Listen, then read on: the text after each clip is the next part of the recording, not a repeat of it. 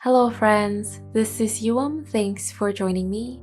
Today I am sharing 7 ways to feel less anxious and overwhelmed when facing strong emotions like fear and frustration. So I'll share how I invite more peace and calm into my life and my state of mind. I have arrived in this moment feeling safe, feeling secure, grounded, and at ease. So I am right now in my own peaceful, secluded retreat, seeing things with clarity, embracing the present, and maneuvering mindfully through the lessons and the challenges in life. So I remind myself in this time of rest and reflection that I'm the one who can love even the vulnerability and weakness within. I'm the only one who can accept all aspects of life indiscriminately, and the only one who can pay attention to my own feelings of sadness, of fear, anxiety, anger, and stress. And most importantly, I'm the only one who can overcome all of that the universe decides to hand me. Inviting mindfulness, I notice the gift of the present moment, and I see more of what is real and more of what I can feel appreciative and feel gratitude for. So my focus shifts from being caught up with insecure and perhaps repetitive anxious thoughts to seeing the reality as it is, seeing the situation as pure and real, and seeing my own feelings, my own sensations as is, and not denying anything, not running away, not rejecting, and not telling myself or others to feel a certain way, or to not fear, or to not be anxious, but accepting all as simply another happening, another occurring in an infinite unfolding. So with mindfulness, I recognize my own vulnerability as a part of human expression, and not as something to be shameful of, and not as something I need to destroy, cure, or even deny, and even project onto others through obsessive thinking.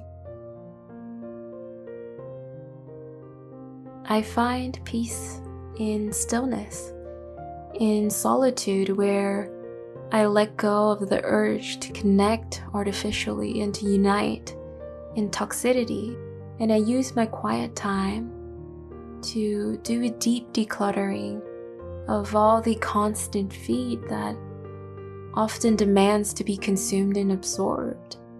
And in my aloneness, I practice letting go of unnecessary information, unnecessary noise, words, as well as unwanted things.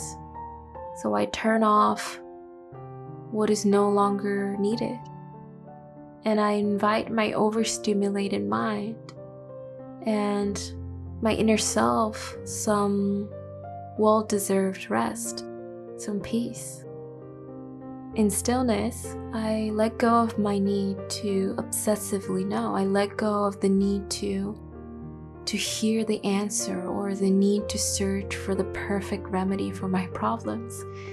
I surrender my craving for the ultimate truth. I release the planning that goes on constantly in my mind, and I let go of the what ifs, the doubts, the fear, and the anxiety that often leads me to hold back, to hoard even, and accumulate. And most importantly, what leads me to judge and criticize my brothers, my sisters.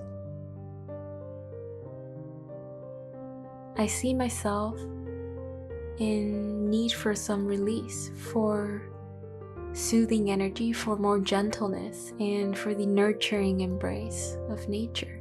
And I seek refuge in the presence of what's greater than me, and I allow Mother Earth, this great big beauty, to ground me when I'm swayed by such intense emotion.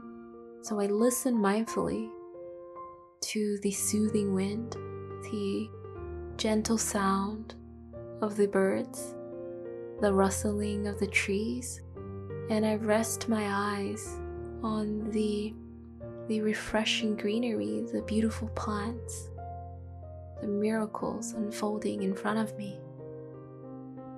And I tell myself that I'm just a tiny part of this infinite miracle, of this vast universe.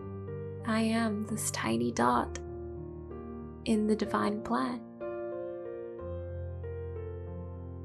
I feel that it is suffocating to see only my own fear, my own worries, my own sadness.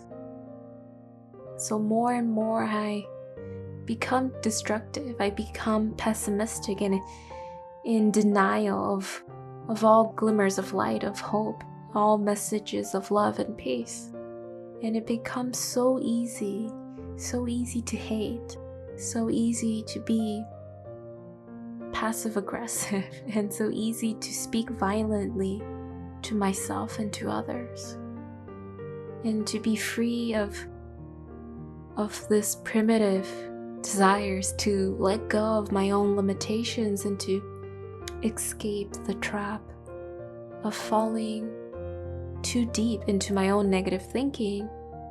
I instead choose to nowadays become the observer, to be like a peacemaker, to be like a solid presence in the middle of the storm.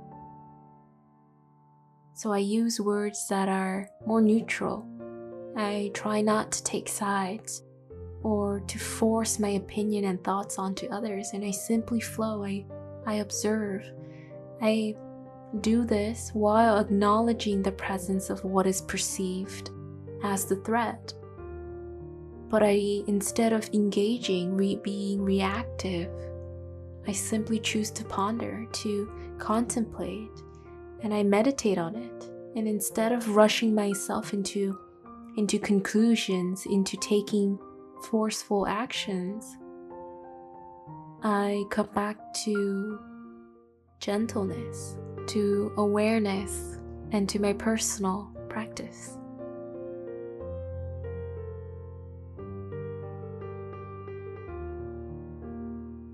The insecurities within me, the challenges that I go through in my life, my own negative thoughts, my feelings, they dissolve as positive light washes over me, as it cleanses all my old thoughts and all my destructive memories and my attachments.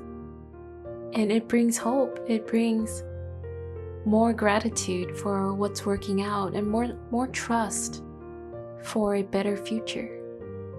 So I see the light in things. I see easily what can be loved. I see what can be appreciated.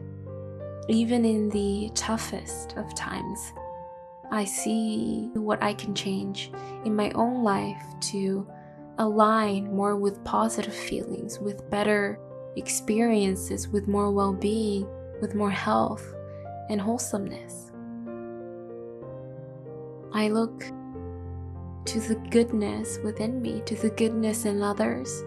I look to the kindness that my brothers and sisters offer.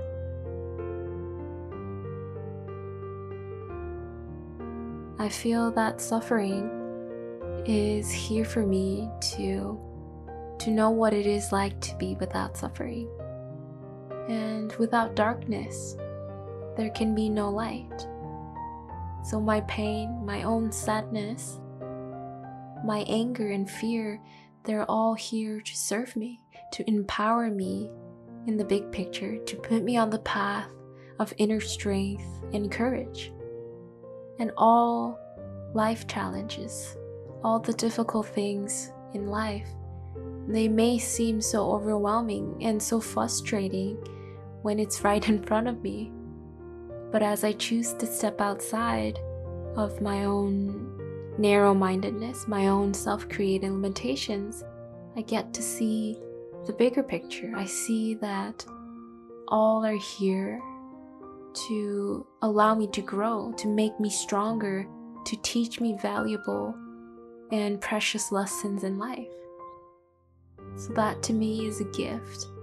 No matter how harsh it may be, how unfair it may seem, no matter how difficult it may be to admit, no matter how sad or anxious I may feel during the transformation, at the end, it's all a lesson, it's all a gift.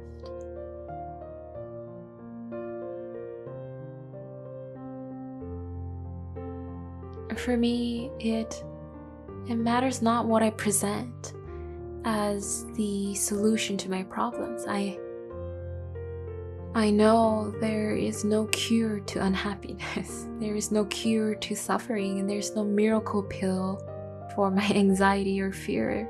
And there can be no physical solution to a spiritual and non-material problem. So it only matters that I'm aware of my feelings during the process, and that I love myself regardless of how bad or good I feel, regardless of how terrible the physical conditions are in reality. And it only matters that I can speak of compassion in a compassionate way, and that I can promote love in loving, non-violent, and non-judgmental ways. And it matters so much to me that I cultivate happiness, first and foremost, for myself, so that I can later have the capacity to share that love, share that joy with others. Because I know that without peace and love within my heart, without kind words, without the capacity to be calm during both the good times and the bad times, I can never offer compassion to my friends. I can never be loving to my brothers and sisters when I am not a loving person.